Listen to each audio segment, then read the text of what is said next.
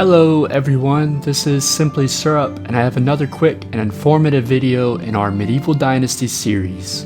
Today we're going to be discussing the 5 extraction buildings, how to maximize their productions, their importance throughout the early, mid, and late game, the best possible goods they can produce, and management techniques to ensure that your villagers are working and behaving properly. I will have very useful and actionable information on each building, so if you're really trying to maximize your silver, technology, or villager quality of life, then I can help. As always, timestamps will be available for your convenience in the video description. But please remember to like and subscribe if you enjoyed the video or gain some useful information. Before I take up any more of your time, let's get into it.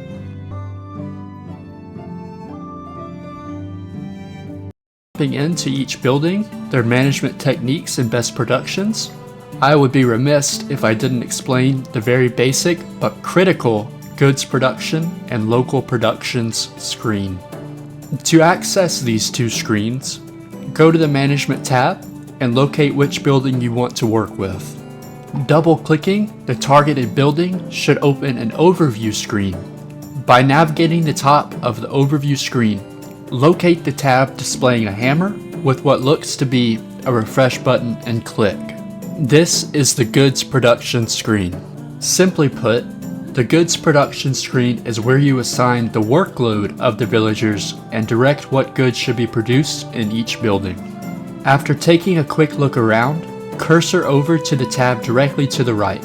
It looks like a house with 2 up and down arrows. This is the local production screen, and it shows the building's demands and productions. You will have to use both of these screens often for proper management, so familiarize yourself with them.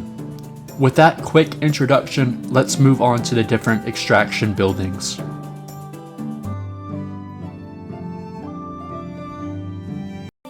And with that, we're moving on to the Woodcutters Lodge. The Woodcutters Lodge will produce sticks, logs, planks, and firewood from axes.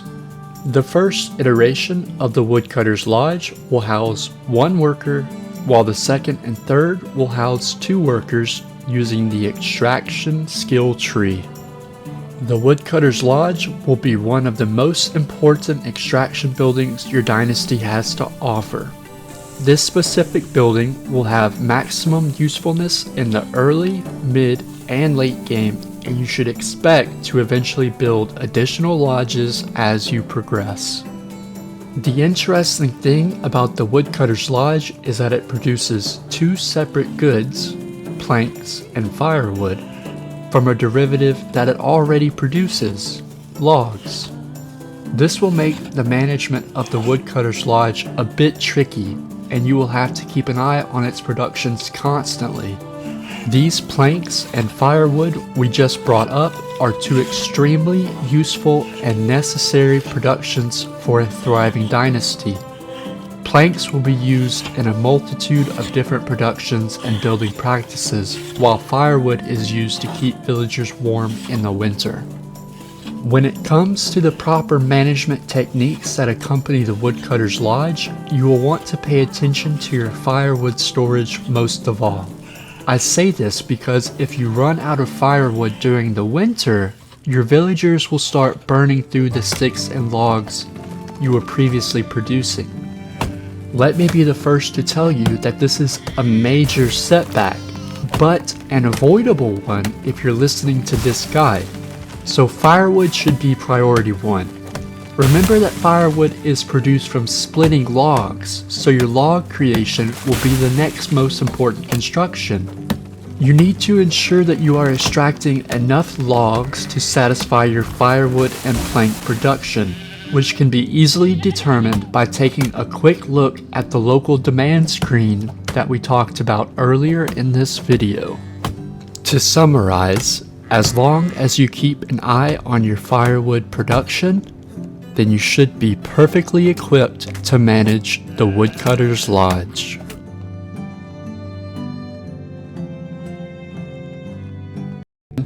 Let's talk about the life spring of your community, the well. A necessary installment, once you have a few villagers, the well will use buckets to produce buckets of water for villagers to drink.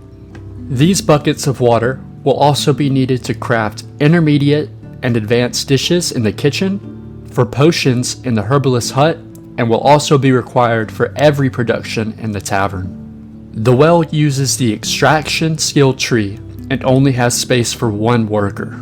While the well is mandatory to build, it is not very useful in the early game, but will increase in importance as the game goes on.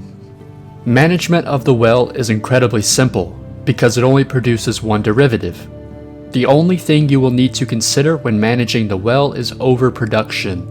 In the early stages of your dynasty, the well will produce way more water than your villagers need. Because of this, you will rarely need a worker stationed here in the early game. It's more of a part-time job that a worker will take every few seasons on an as-needed basis. So build the well early, but be prepared to watch it sit idle for most seasons. As you grow, there will be more thirsty villagers, and you will start crafting more advanced recipes that require even more water. So you will eventually need to place a worker here full-time. If you are having issues meeting the water requirements for your various productions, I would suggest reviewing the food you're producing in the kitchen and choosing less water-intensive dishes to create before building another well. I believe one well will be enough for even the biggest of dynasties. But remember to place your well down early and assign a villager to start working as soon as possible. This will ensure that you don't have to waste your precious time running back and forth to water sources to meet your village's water requirement. The next extraction building we wanted to go over today is the Excavation Shed. The Excavation Shed will use pickaxes and shovels to produce rocks, clay, straw, and limestone. The Excavation Shed can house 2 workers and uses the extraction skill tree. This extraction building is moderately important in the early to mid game and will only slightly lose its usefulness once the mine is unlocked.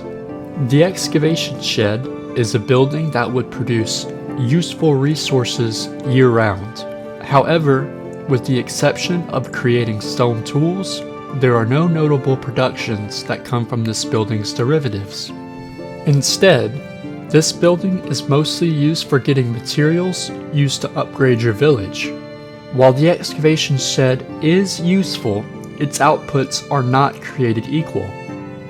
To find the perfect management technique that best fits your dynasty, you will need to decide if you're planning to build your homes out of straw and logs, which will require clay and straw to insulate, or out of stone, which requires limestone. You must decide which of these suits your own dynasty best before finding the perfect mix for your excavation shed. Either way, the first priority of the excavation shed is to produce enough stones to satisfy the needs of your workers to all have stone tools. Once this requirement is met, our stone builders will need to produce even more limestone and start building limestone reserves, while wood builders will want to start producing extra clay. However, neither the stone or wood builders should be using the excavation shed to produce straw. The excavation shed cannot produce straw fast enough to compare to the possible output from your farm. As always, the game is about maximizing your villagers' potential at each stage, and you will be wasting valuable manpower using your excavation shed to produce straw.